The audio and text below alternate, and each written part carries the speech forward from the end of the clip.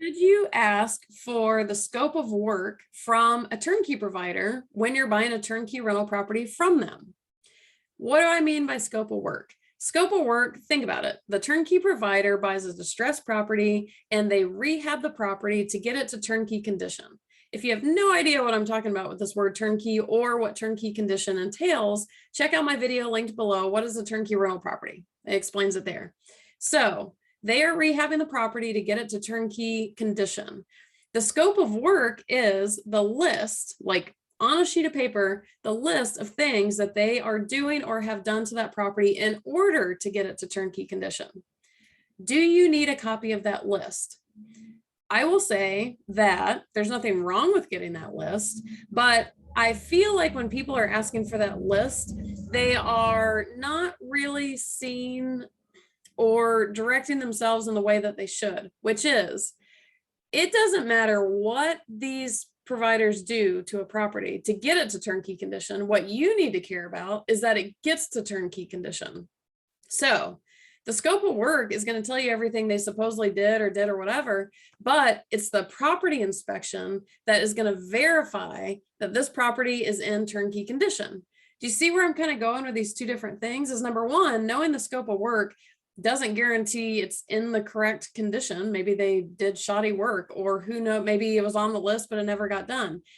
The property inspection and what you should care about is that it is in turnkey condition. Who cares what it took to get there? You just want to make sure it's there. So I'm going to link another video below about how to handle turnkey property inspections, because it's easily one of, if not the most important due diligence items that you need to do on a turnkey property. Again, to verify it is actually in turnkey condition.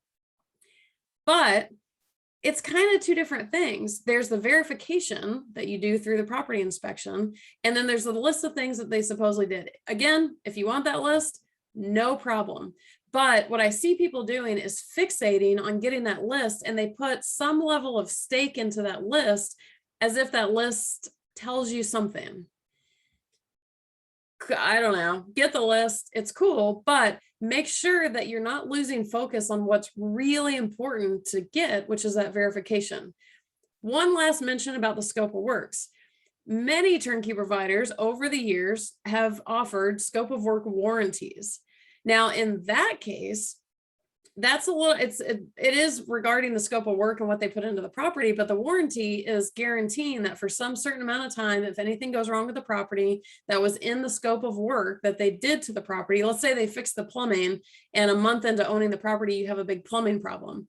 That scope of work warranty is going to ensure that they cover the cost of that repair for that amount of time. That's a little bit of a different conversation, and one more video for you. I'm going to link to that one below as well in terms of how to work with those scope of work warranties. Now, in that case, if you want to know the scope of work, that list of items that I said before, in order to know what would apply to the warranty, cool, if that's your intention. But again, not losing focus on what you really need to fixate on, which is the verification. And the scope of work warranty, for the most part, in my experience, is not directly related to the listed out scope of work. It's like if I'm buying a fully rehabbed property and within a month something goes wrong that is obvious, that kind of falls into it. It's a little bit more of an unofficial term of like, look, the turnkey provider should have fixed that thing. It should not have been the case.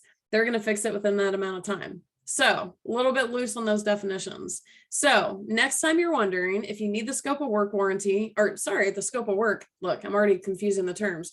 If you want the scope of work from the provider, cool, get it. But I will say that if they're really busy and they're not getting it to you, or for some reason there's kind of some hitch of that, it's not a red flag. It's okay. Again, focus on that verification. Now, if you agree with me, hit the like button.